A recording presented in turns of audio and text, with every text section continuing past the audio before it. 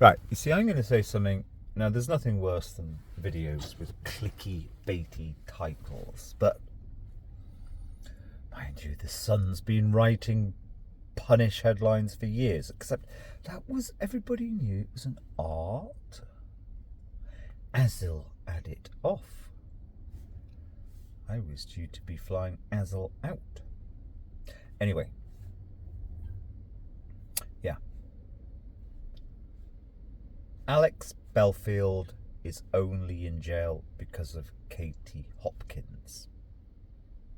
Now, that would be like a super kind of clickbaity title, but and it's not true, except it is true as follows. Now, when a very sane, balanced man I knew 3 or 4 years ago was saying to me that he looked at a bit of Katie Hopkins, Alex Belfield, I should say, and it was like Alex was slightly their hero. I looked at a couple of Alex Belfield videos, and in my opinion, Alex Belfield should be in jail for just such truly spreading a kind of angst of, oh, they're all so...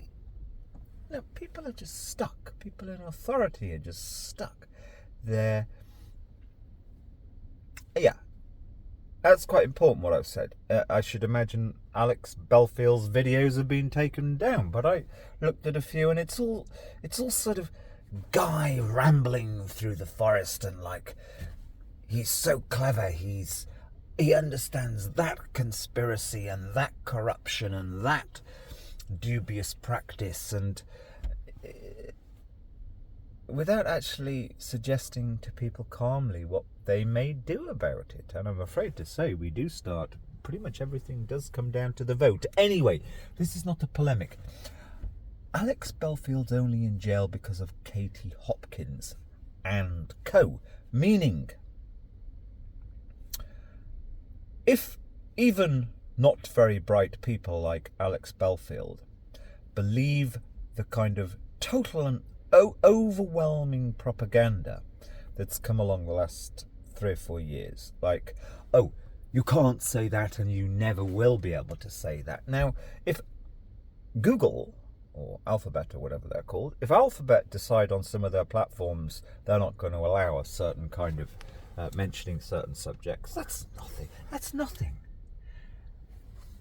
What are people saying at the bus shelter? What are people saying in the train station? What are people saying loitering outside the back of the supermarket between shifts when they're having a fag? That's what matters. But the Katie Hopkinses and the various others coming along, and I'm not actually criticising them. Yes, any kind of clamp down on what it's allowed to what Rush Limbaugh came along, the first shock jock. Was he the first one? I think he wasn't. I forget the name of the first shock jock. Looked a bit like one of the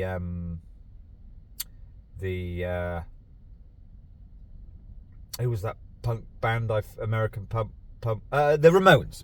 Yeah, he looked like he was in the Ramones. I forget his name. And is it worldwide sensation? Now, yeah, okay. Well, it's quite good that someone's kind of blasting out, and sometimes he's funny and artful, but there are important things that you just need to slow down and really ponder. What's the cause and effect of various changes and negative changes? I mean, it's a negative change for everybody who's stuck in prison with twice as long prison sentences that they may have had 30 years ago.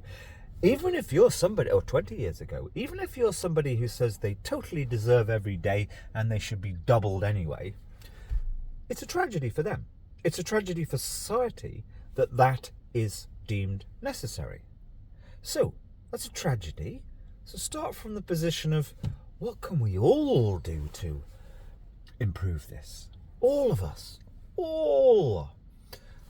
And if your shock jocks were speaking in that kind of way, great. But no. So you have your kind of, and we end up with people like Katie Hopkins, and I'm sure there are others, there's 1 or 2 others, you can hardly call, well, I mean, Russell Brand is just all over the place, so contradictory, it's ridiculous. But anyway, let's not, we've already mentioned him. But you see, I can tell that somebody like Belfield will have been, over several years, he'll be hurting inside. He believes his freedom to express himself, or his freedom to say whatever stupid things that he wants to say, or not very helpful things. His freedom is so specifically tyrannized, and that causes you to go to be spun, to be wound up even further. And perhaps when you were going to attack rightly somebody once or twice in writing or whatever, you end up attacking them 10 times. And I believe that's what he's been jailed for. I don't really know. I don't see any evidence of any massive, genuinely hurtful thing. But anyway, I'm not going to bore myself thinking of exactly what the right line is to have on that. But I saw, I watched, I listened a bit, artless. And he, with your Katie Hopkinses and other people like that all around him, putting out there, we're all being so oppressed. We've all had nets of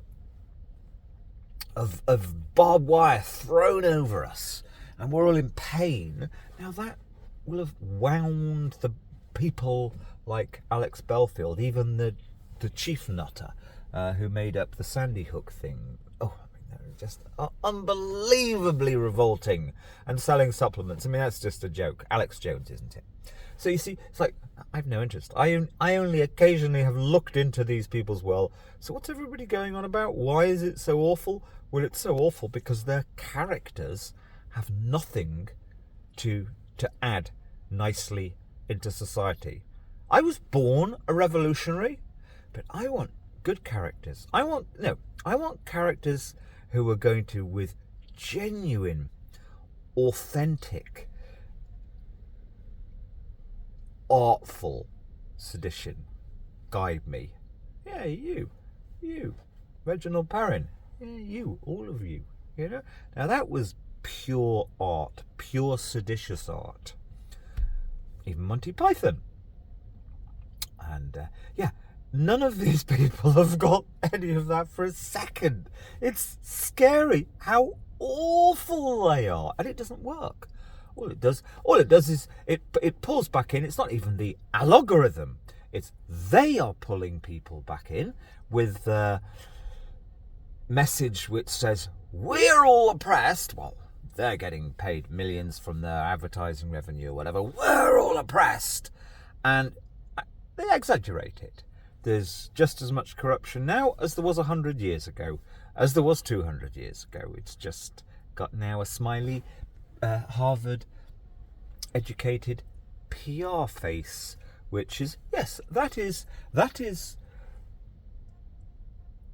actually the worst kind of, let's not call it oppression, that's the worst kind of mental headfuck, when there's corruption, nobody cares, the companies don't care, they don't care about the water, they don't care about this, and G4S gets to pick up all the pieces and make a huge profit from it.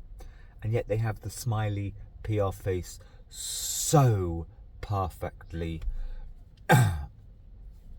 focus grouped, storyboarded, absolutely. I mean, the whole damn thing literally has become the ultimate in the best mind picture is everybody's a smiley Teletubby. Everybody's a happy Teletubby. You never saw Teletubbies being nasty to anybody or themselves, but you knew as an adult watching the Teletubbies, they could snap and bounce you to death at any second, and probably did when the camera was turned off. That's bad for you. That's the worst thing. I always say to people, but Britain is this, Britain is that. We are the same military, industrial, evil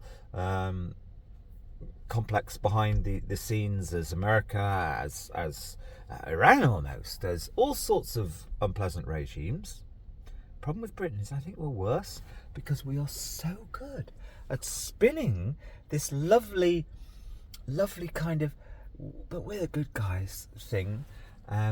You hear it on Radio 4 when a military spokesman is put out. Yeah, you've got the IDF military spokesman who's been going on the last 2 months. Now, he's like a school teacher. He speaks like a school teacher, and he won't be shaken, but he doesn't necessarily even really believe his own words a lot of the time. But he's just doing his job in a kind of fairly matter-of-fact way. You put on a British military spokesman, and what they will be, now, more often than not, is some guy who's got to be 45, he's got to be a major, but he's gone public saying he's got a bit of depression, or he's had a bit of alcoholism or other problems as a result of the trauma that he got very well paid to undergo, and his mother never sat down and watched The Deer Hunter and said, you watch The Deer Hunter, matey, in there it'll tell you, you go to war, you get fucked up, and you might even end up shooting yourself through the head, right?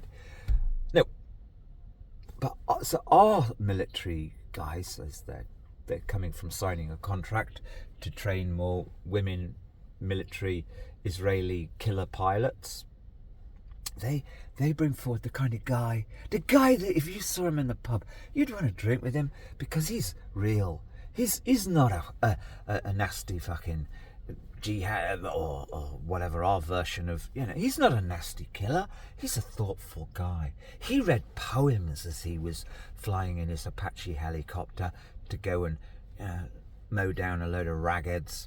Oh yes, and those ones we will have had military intelligence for sure that the blop on the camera there is that particular person who did that there 10 years ago.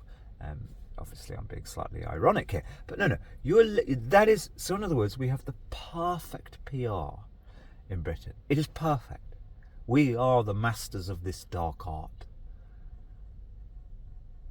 And that's worse for you. That's actually worse for your head, to live in a society where you're constantly, you're speaking with somebody and you're like, well, let's deal with the facts, like Pilger wrote about.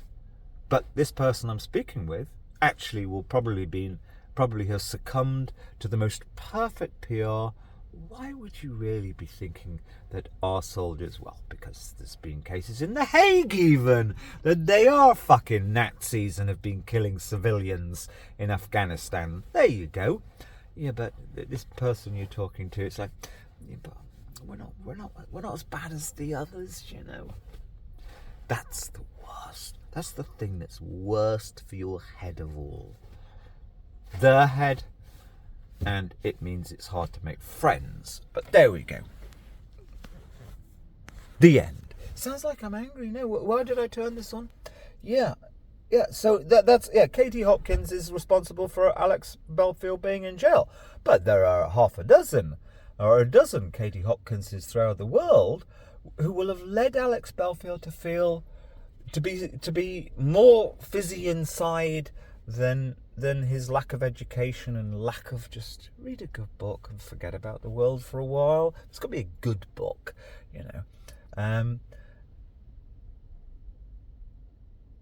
It's not all a conspiracy or a circle. It doesn't need to be, but they've got themselves into a circle. I mean, you actually can almost see that Katie Hopkins wants to make herself a future victim and end up with 5 years in Belmarsh for, well, look, they got me too. And it's not this absurd word being cancelled. It's, you have to use grace to be speaking in public. If you have a heterodox or counter-narrative viewpoint, you have to have grace and you have to have fun. And but if it's all just, they're after us, you end up, that hurts you inside. And you end up, it may well be that Mr. Belfield communicated in a few ways that were over the line. I've never communicated with anybody that ever says there is any kind of threat other than your publisher might get to hear about this and not look too favourably upon you, in respect of a clear-cut matter or two that I couldn't have better evidence. Now, that's the line. That's where the line is. There is a line. You do not threaten anybody in a way. I mean, the problem is unless they want a new Human Rights Act, which saying, well, my reputation that I put out professionally or via Facebook or whatever is so sacrosanct that anybody who's attacking the reputation is committing a crime. Well, if that's to be a new human right, good luck. And I think basically that's what Stalin did. Yeah, it's this lack of, you have to have breathing space. I mean, if you want to, when I try and speak to environmental people sometimes, say, if only Caroline Lucas had just 10-ish years ago done interviews where she just put her feet up on the desk, got a big cigar out and said, we've been waiting for you for about 30 years to catch up with us. Well, now you're here. Welcome. So we're going to do something. But I'm serious. That's how it has to be done.